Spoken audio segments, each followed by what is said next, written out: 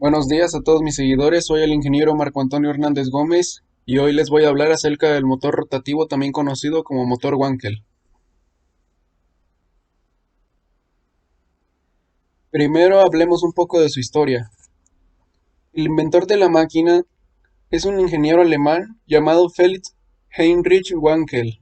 Él inventó el motor rotativo cuando era joven, pero no fue patentado hasta 1957.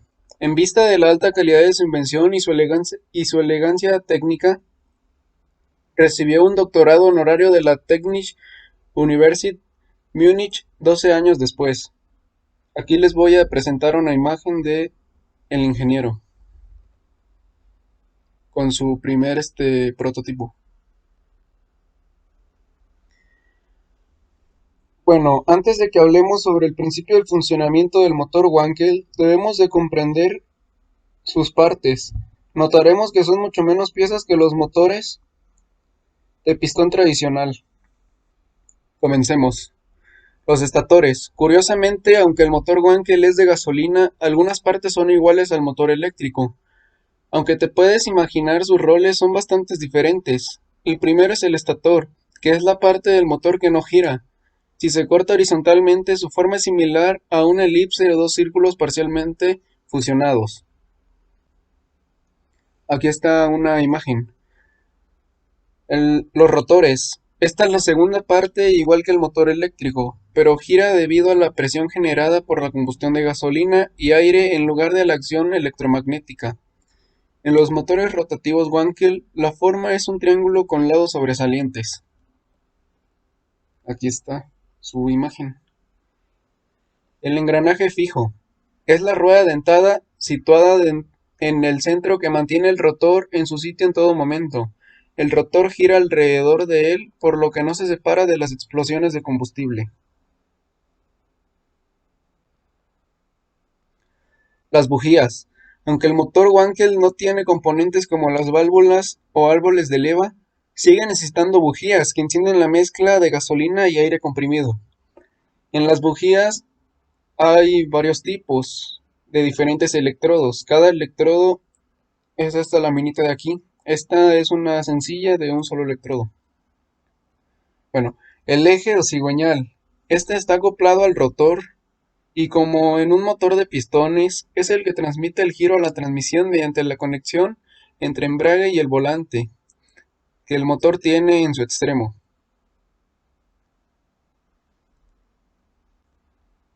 Aquí está una imagen.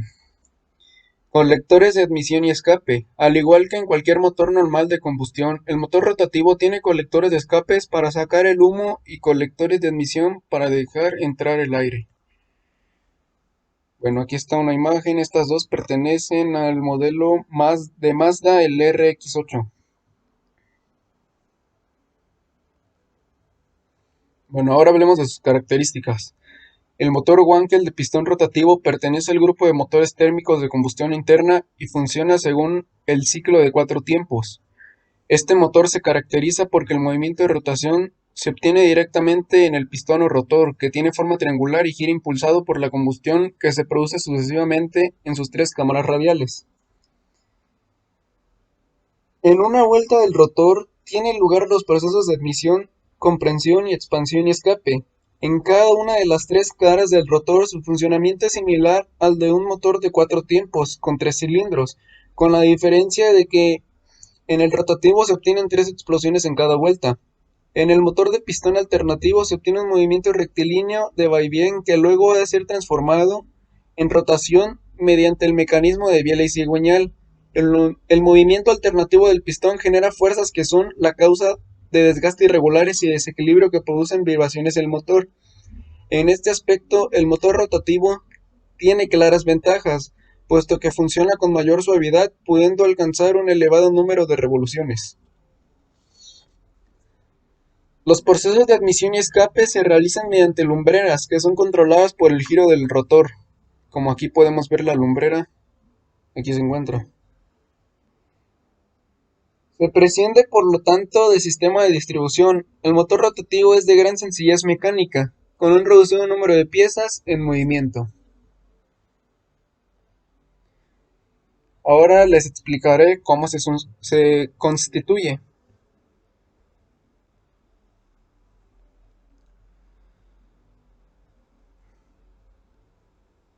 El bloque o carcasa del motor se fabrica en aleación ligera. En su interior se encuentra la camisa, que constituye la superficie de rozamiento con el motor. Para mejorar su resistencia al desgaste, se superpone a una capa de material endurecido al cromo molibdeno con un recubrimiento de grafito que aporta cualidades autolubricantes.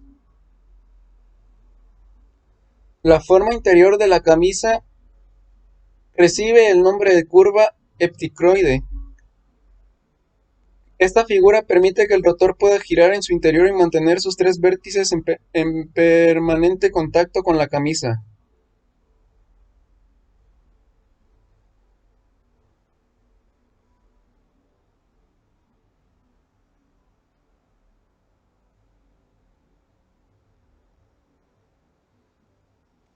Sobre la carcasa y en sentido radial van ubicadas las lumbreras de admisión y escape. Las bujías se sitúan en el lado opuesto a las lumbreras, en la periferia. Se practican con las cámaras para el líquido de refrigeración.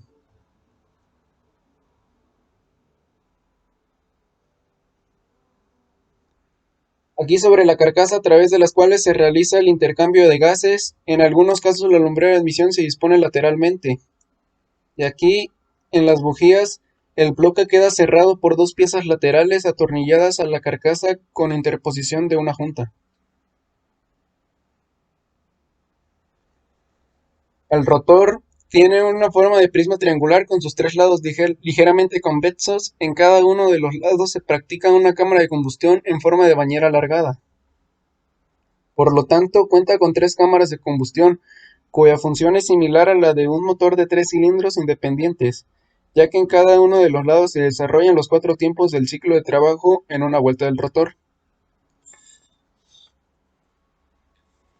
En el centro del rotor hay un orificio con un dentado interno, que en uno de sus lados se engrana con un piñón que permanece fijo en un lateral de la carcasa.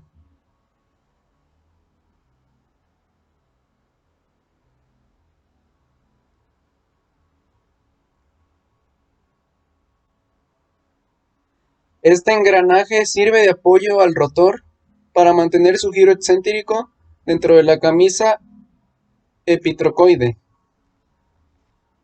En el interior del orificio se sitúa el árbol motriz, apoyado en sus extremos sobre cojinetes en las piezas laterales. Fijado a él se sitúan las excéntricas, que se encajan en los orificios de los rotores. Aquí están las excéntricas. La transmisión de fuerzas entre el motor y el árbol motriz se lleva a cabo sobre esta pieza, sobre la que empuja el rotor al girar. De esta forma el árbol de excéntricas actúa de la misma manera que el cigüeñal en el motor de pistón alternativo.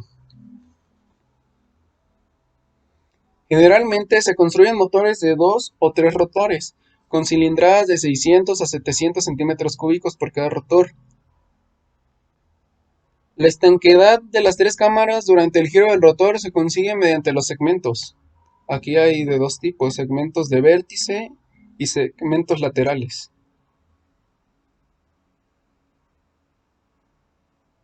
Y aquí podemos ver una imagen de la disposición de los elementos. La superficie lateral, cámaras de refrigeración, superficie del trocoide, el rotor, segmento lateral, retén de aceite, carcasa, pieza lateral, segmento de vértice y superficie lateral. Ahora les hablaré sobre el funcionamiento del motor rotativo. El rotor, de forma triangular, gira sobre una excéntrica situada en el árbol motriz o eje de salida par. Durante su rotación, los tres vértices del rotor están en permanente contacto con la superficie interna de la camisa en forma de curva epitrocoidal. El dentado interno del rotor engrana con un piñón estacionario que describe órbitas alrededor de él. El giro del rotor es transmitido al árbol motriz a través de la excéntrica, de manera que por cada revolución del rotor el árbol motriz gira 3 vueltas, o dicho de otro modo, cuando el rotor avanza 120 grados, el árbol motriz o eje de salida ha girado 360 grados.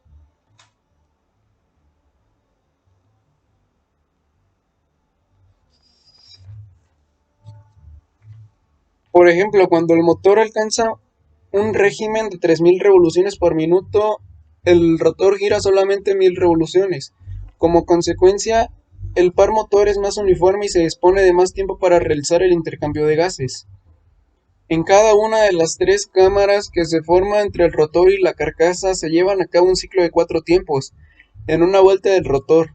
Esto quiere decir 3 ciclos completos por revolución. Esto significa que el rotor recibe un impulso cada 120 grados, 360 grados en el árbol motriz. Y aquí se puede apreciar un poco en la imagen.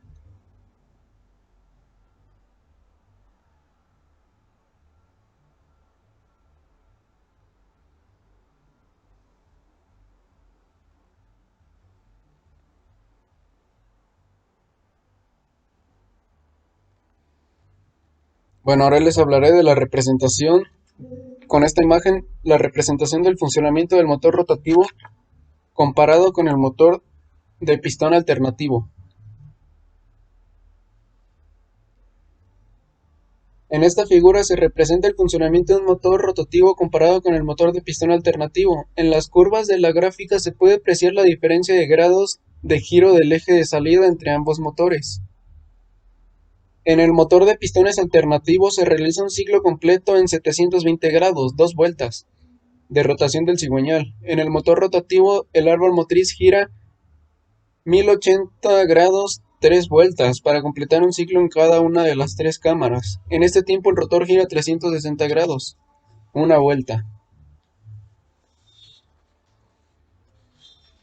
El movimiento del rotor dentro de la carcasa hace variar el volumen de las cámaras. Así se realiza de forma simultánea el proceso diferente en cada una de ellas. También podemos apreciar que durante los primeros 90 grados de giro del rotor, en el lado AC se produce la admisión y en el lado AB se hace la compresión y expansión y en el lado BC el escape. Con el fin de estudiar el ciclo de funcionamiento, seguiremos uno de los lados del rotor en el transcurso de una vuelta. Ahora veremos los ciclos. Como podemos ver, a simple vista son 4. El primero es la admisión. La admisión de la mezcla de aire-combustible comienza cuando el vértice A descubre la lumbrera de admisión. El desplazamiento del rotor aumenta progresivamente el volumen de la cámara, que va llenándose con los gases frescos hasta que el vértice C cierra la lumbrera. Segundo, compresión. La mezcla admitida queda encerrada en la cámara del lado AC, que ahora disminuye su volumen dando lugar a la compresión de los gases. Antes de llegar a la máxima compresión, con un cierto avance se produce el encendido mediante el salto de chispa, en la que las bujías se inclinan a la combustión. El tercero, expansión. El rápido aumento de presión que produce la combustión impulsa el giro del rotor mientras se realiza la expansión de los gases, la cual se prolonga hasta que el vértice A se abre la lumbrera de escape. Cuarto, escape. Una vez descubierta la lumbrera de escape, los gases quemados son expulsados a gran velocidad. Debido a la presión residual de la expansión, el giro del rotor va disminuyendo el volumen de la cámara hasta completar el proceso, una vez que el vértice C rebasa la lumbrera de escape. Podemos apreciar bien los ciclos en esta imagen.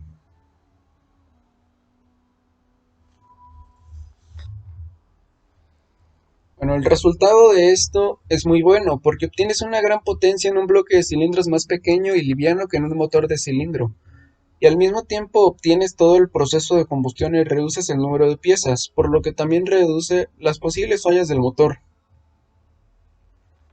Las ventajas y desventajas del motor rotativo. Las ventajas. La rotación se genera directamente en el pistón, por lo que se obtiene un par muy uniforme y funcionamiento sin apenas vibraciones, que puede alcanzar un elevado número de revoluciones.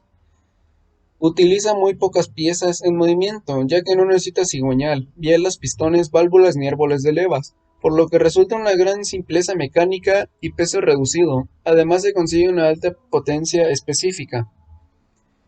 Y ahora sus desventajas. Uno de los inconvenientes que ha presentado el motor rotativo es un alto consumo de combustible a cargas parciales. Esto trata de superarse disponiendo, además de las lumbreras radiales, unas lumbreras laterales que son alimentadas mediante un sistema de admisión variable que regula la carga en diferentes fases, según el número de revoluciones del motor. Otro problema reside en las dificultades que presentan los segmentos para conseguir una buena estanqueidad en las cámaras y una larga duración. El diseño del segmento de bajo rozamiento y el empleo de materiales de mayor resistencia al desgaste han mejorado notablemente este inconveniente.